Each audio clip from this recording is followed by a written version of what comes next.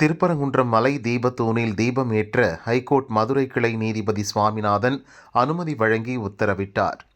ஆனால் திமுக அரசு தீபம் ஏற்ற விடாமல் தடுத்துவிட்டது. இந்த உத்தரவை எதிர்த்து சுப்ரீம் கோர்ட்டில் அப்பீல் செய்துள்ளது.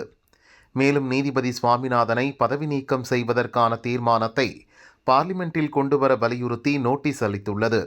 நீதிபதியையும் அவரது தீர்ப்பையும் கட்சிகள் விமர்சித்து வரும் சூழலில் அவர் எத்தனை வழக்குகளை முடித்து வைத்துள்ளார் என்ற விவரம் வெளியாகியிருக்கிறது.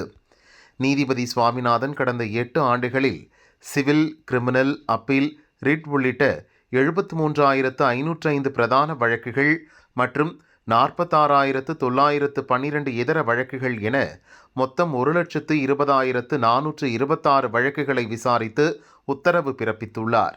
நேரம் காலம் பார்க்காமல் பணியாற்றும் நீதிபதி சுவாமிநாதன் காலை 9 மணிக்கு வழக்கை விசாரிக்க தொடங்கினாலும் இரவு எவ்வளவு நேரமானாலும் கோர்ட்டில் தமது கடமையை நிறைவேற்ற தவறியதில்லை.